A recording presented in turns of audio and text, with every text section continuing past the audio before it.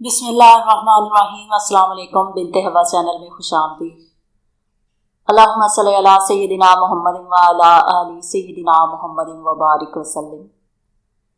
جب کوفہ 2 منزل رہ گیا تب آپ کو حر بن یزید ریاحی ملا، جس کے ساتھ عبید اللہ بن زیاد کے 1000 ہتھیار بند سوار تھے۔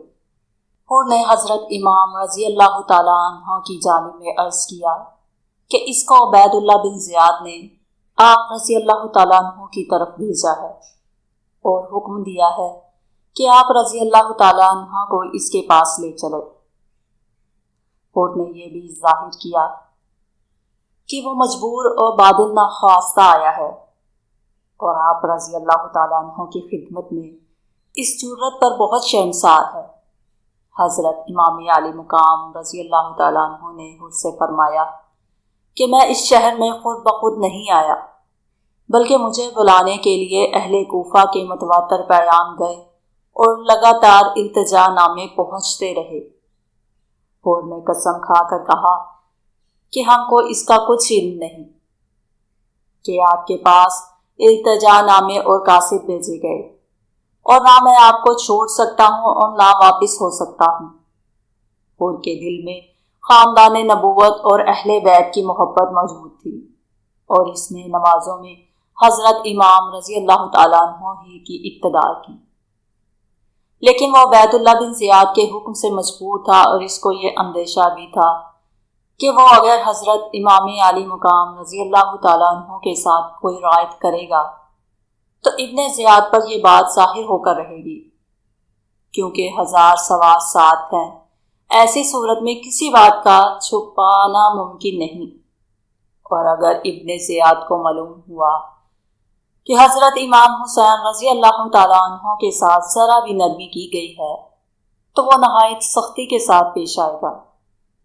اس اندیشہ اور خیال سے اور اپنی بات پر اڑا رہا، یہاں تک کہ حضرت امام حسین رضی اللہ تعالیٰ عنہ کو کوفے کی راہ سے ہٹ کر کربلا میں نزول فرمانا پڑا۔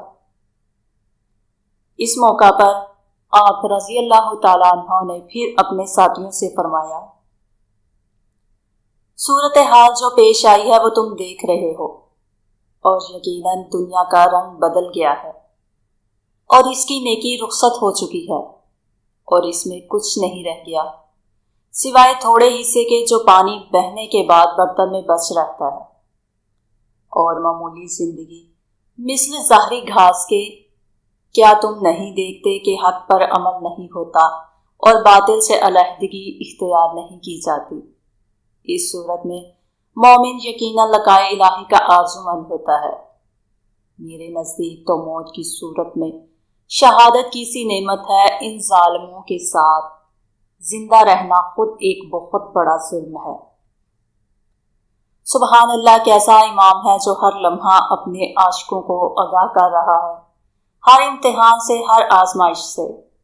اور یا اللہ، یہ کیسے عاشق ہیں جو ہر لمحہ تیار ہو رہے ہیں ایک نئے امتحان اور ایک نئی آزمائش کے لیے۔ اب وہ مقام آ پہنچا، امتحان گاہ آ پہنچی، قربانی کی جگہ آ پہنچی۔ یہ محرم 61 ہجری کی وہ تاریخ تھی، آپ نے اس مقام کا نام دریافت کیا تو معلوم ہوا کہ اس جگہ کو کربلا کہتے ہیں۔ حضرت امام عالی مقام رضی اللہ تعالیٰ عنہ کربلا سے واقف تھے، اور آپ کو معلوم تھا کہ کربلا ہی وہ جگہ ہے جہاں اہل بیت رضی اللہ تعالیٰ عنہ کو راہ حق میں اپنے خون کی ندیاں بہانی ہوں گی۔ آپ کو انہی دنوں میں حضور سید عالم صلی اللہ علیہ وآلہ وسلم کی زیارت ہوئی۔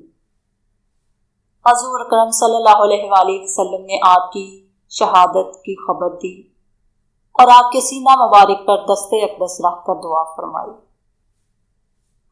یہ تھی آج کی ویڈیو۔ اگر آپ کو پسند آئی ہو تو اسے ضرور لائک کریں اور اسے اپنے چاہنے والوں کے ساتھ شیئر کریں، اور اگر ابھی تک آپ نے ہمارے چینل کو سبسکرائب نہیں کیا تو فوراً سے سبسکرائب کریں اور ساتھ میں بیل آئیکن کو بھی پریس کریں تاکہ آپ کو اس طرح کی مزید ایمان افروز واقعات سے بڑی ویڈیوز وقتاً فوقتاً ملتی رہیں۔